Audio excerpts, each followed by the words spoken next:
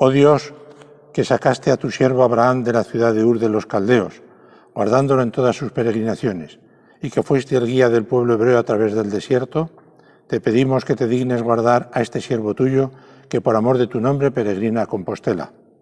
Sé para él compañero en la marcha, guía en las encrucijadas, aliento en el cansancio, defensa en los peligros, albergue en el camino, sombra en el calor, luz en la oscuridad, consuelo en sus desalientos y firmeza en sus propósitos, para que por tu guía lleguen incólume al término de su camino y, enriquecido de gracias y virtudes, vuelva ileso a su casa, lleno de saludable y perenne alegría. Por Jesucristo nuestro Señor. Amén. Que el Señor dirija tus pasos con su beneplácito y que sea tu compañero inseparable a lo largo del camino.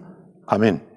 Que la Virgen Nuestra Señora del Milagro te dispense su maternal protección, te defienda en los peligros del alma y cuerpo, y bajo su manto merezcas llegar incólume al final de tu peregrinación. Amén. Que el Arcángel San Rafael te acompañe a lo largo del camino, como acompañó a Tobías, y aparte de ti toda incomodidad y contrariedad. Amén. Y la bendición de Dios Todopoderoso, Padre, Hijo y Espíritu Santo, esté con todos vosotros. Amén.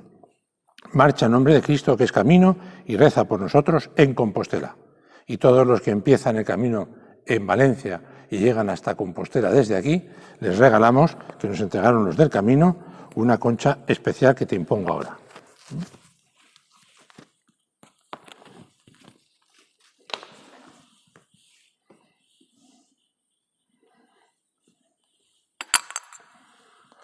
Que el Señor te bendiga. En nombre del Padre, del Hijo y del Espíritu Santo. Amén. Que camines en paz y que te recuerdes de nosotros en Santiago de Compostela. Vale, hasta luego.